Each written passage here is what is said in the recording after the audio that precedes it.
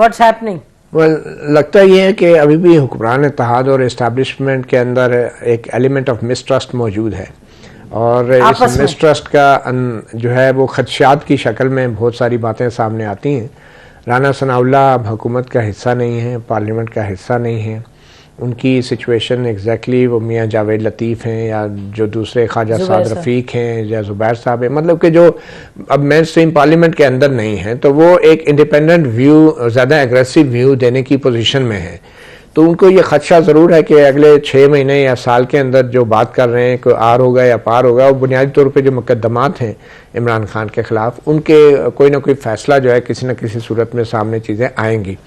और वो ये तवक्को ज़रूर कर रहे होंगे कि ये या तो उनकी नाअहली होगी कम से कम 5 साल के लिए, क्योंकि अब ताहयात तो नाअहली रही नहीं, या फिर अगर वो नाअहली नहीं होती है, जिसका उन्हें शक मौजूद है कि ये भी हो सकता है कि कोई और अंडरस्टैंडिंग डेवलप हो जाए, क्योंकि इस वक्त इमरान खान जेल में होते हुए भी उनकी बारगेनिंग पोजीशन तो काफ़ी स्ट्रॉन्ग है, और ये चीज़ खारिज इम्कान नहीं है कि वो किसी न किसी लेवल पे पीटीआई की और इस्टेब्लिशमेंट के बीच में कोई अंडरस्टैंडिंग हो जाए।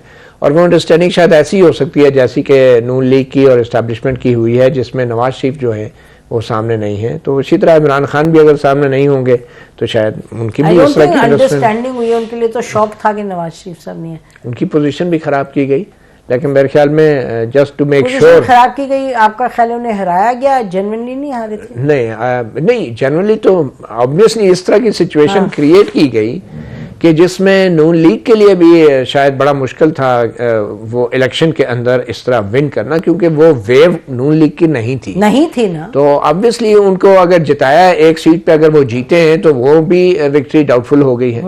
अब ऑब्वियसली उनके लिए दोनों सीटों से हारना तो बड़ी ही एम्बैरेसमेंट होती, तो कम से कम उनको एक मौका दिया गया है मेरे ख्याल में कि वो अगर खुद ही बैकग्राउंड में चले जाएं तो अच्छा है, बजाय इसके कि अगर वो प्राइम मिनिस्टर बनेंगे तो बाद में रिकाउंट में या बाद में जो चैलेंज है उनकी एक ही सीट का, तो वो भी उनके खिलाफ उसका फैसला जा सकता है। तो वो उनको बड़ी एम्बैरेसिंग सिचुएशन में डाल के उनको बैकग्राउंड पर ले जाया गया है। तो इसी तरह अगर पीटीआई के साथ भी कोई अंडरस्टैंडिंग होगी तो माजी इस बात का गवाह है कि उन्होंने हमेशा जो है जिस शख्स को हुकूमत से एक दफ़ा गिराया है, इसको दोबारा आने देना जो है वो उसके लिए मुमकिन नहीं होता, क्योंकि उनके नज़दीक शायद जो है वो फिर और जब तक अंडरस्टैंडिंग ना हो, वो चाहें, क्योंकि जब तक वो चाहे ना एग्जैक्टली।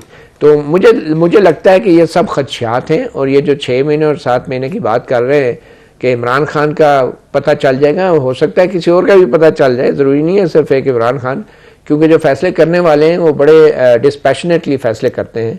और मेरा ख्याल है कि जो इकोनॉमी के मामलात हैं वो तो अब मेरा ख्याल है कि बंद आंख को भी नजर आ रहे हैं कितने सीरियस हैं, तो वो भी एक प्रेमिस बन जाता है कि जी आप उसको बेहतर करना है, तो इसलिए हर चीज जो भी इकोनॉमी के मामलात तो अब हालत ये हो गई है कि आज से 10-11 साल पहले तो शायद कोई भी हुकूमत छुपाती थी इस बात को कि वो IMF के कहने पे टैक्स लगा रही है या बिजली की कीमतें बढ़ा रही है, बल्कि शर्म आती थी, कहते थे नहीं ये हमारे हक में है, हमारे मुफाद में।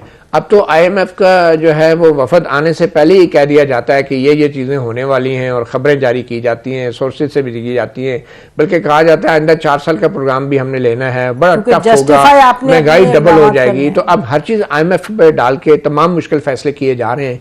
तो मुझे नहीं लगता कि चाहे अब एक नून लीग हो या पीपल पार्टी हो या PTI हो, अब इन पार्टियों के पास जो है इलेक्शन में बेचने के लिए कुछ नहीं है, क्योंकि इन सारों ने जो भी करना है वही करना है जो IMF इन्हें बताएगी, और ये खुद भी बरमला इस बात का एतराफ करते फिर रहे हैं कि हम जो कुछ करेंगे वो IMF के कहने और establishment is very much a part of this. वो भी कहते हैं कि जी हमने एग्जैक्टली जो आपकी इकोनॉमी है हमें, अब मेरे ख्याल में ये जो SIFC है, इसके बाद मुझे नहीं लगता कि सियासी जमातों का जो एक जो फिलोसॉफिकल वजूद था उसका कोई लॉजिक अब नजर आता है, क्योंकि सियासी जमातों का एक नजरिया होता है, एक सोच होता है, एक मैनिफेस्टो होता है। अब वो तमाम चीजें जो हैं वो एक IMF की जिसको कहते हैं ना कि एक मुआहदे की मार है, और बाकी किसी सियासी जमात के पास अब देने को कुछ भी नहीं है। लेकिन SIFC इज नॉट IMF।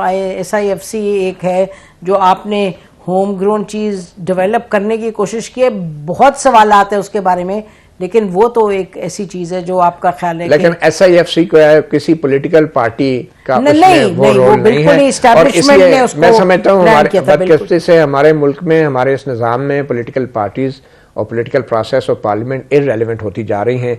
जी, लेकिन किसने बनाए? एनडीसी किसने बनाई थी? इमरान खान ने बनाई थी। एसआईएफसी में कौन लेके आया है आर्मी चीफ को और बाकी लोगों को? और आप अच्छी तरह जानती हैं कि किस दौर में बनाई थी और उस वक्त 1 पेज की क्या सूरत है। नहीं, मैं यही कह रही हूँ कि इसमें तो आपकी पॉलिटिशियंस कह सकते हैं ना। बिल्कुल कह सकते हैं, मतलब कि ये तो पॉलिटिशियंस की गलतियां अपनी जगह, लेकिन हमें एज आई थिंक इंटेलिजेंसिया हमें तो क्लियरली बात करनी चाहिए कि ऐसे फोरम्स की वजह से हमारा जो पॉलिटिकल प्रोसेस है वो टोटली इररिलेवेंट होता जा रहा है। लेकिन ये फोरम्स जो हैं, तो मती आप और मैं टीवी पे तो जो कुछ कह सकते हैं कि भाई आइन ये कहता है, ये कहता है, ये कहता है, लेकिन जो बैठे हैं अंदर पॉलिटिशियंस, पार्लियामान में बैठे हैं जिन्होंने 12-15 लॉज पास कर दिए, तो वो अगर वो फिर इतना वो डर के कर रहे हैं पास लॉ, तो फिर then what are you we saying?